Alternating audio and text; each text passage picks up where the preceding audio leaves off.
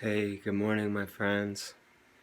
I was just meditating and I just felt inspired, to share about bhakti, about devotion, so I'm just gonna walk through my little temple cabin here. I'm so blessed to have this precious space, and I have altars everywhere around here, altars to Mother Kali, the fierce goddess who would do anything to protect her children.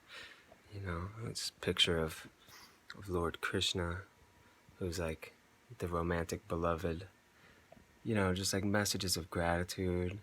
Swami Vivekananda: choose the highest ideal and live your life up to that. Because it's like, it doesn't have to be about beliefs, God, this word that's so stigmatized in our culture. It's like, it's just using a symbolic ideal. Even back there, I got Hanumanji, this monkey god from Hindu mythology that is revered as an incarnation of God, and is so special because he's such a devotee of Lord Ram, like another aspect of God. So it's just like God in the form of like such a humble servant. So it's just amazing, there's so many ways to look at the symbolism of the divine, the holy, eternal Mother, Father, got Christ back there. Really beautiful picture of Christ somewhere.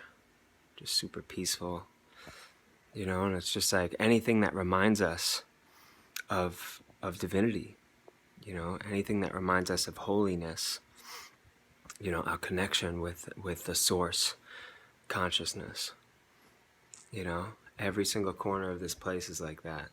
And that's just me. I just like to have that kind of vibe, where it's like everything is a reminder, dedication, everything is a reminder of the sacred teachings, of oneness, no matter what flavor. I happen to have like a strong connection with India, but also with earth traditions, with shamanism, working with the plant medicine ayahuasca. I felt like this reconnection with some aspects of Christianity, or really just the love of Jesus and Christ vibes.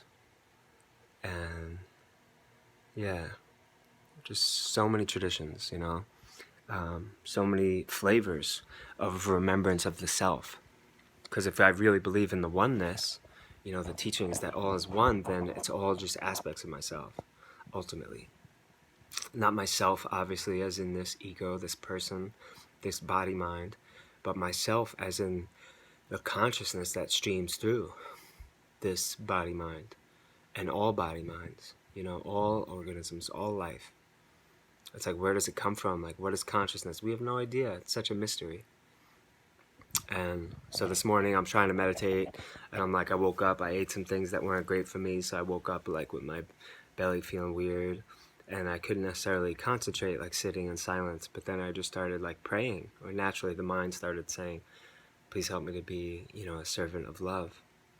And that gets me going, because that's juicy for me. Some people are good at sitting in silence, some people are more devotional and like emotional temperament.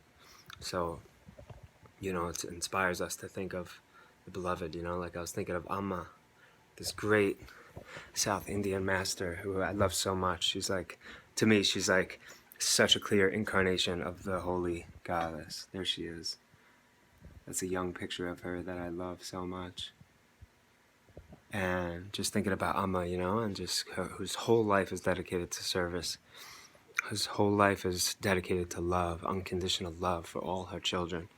It's like, dang, I just want to be like her more than anything, in my own little humble way, in my own, people say she was born without karma, like she didn't have to deal with like going through like ego identification. She was born with like supreme devotion to God, to the oneness of the universe.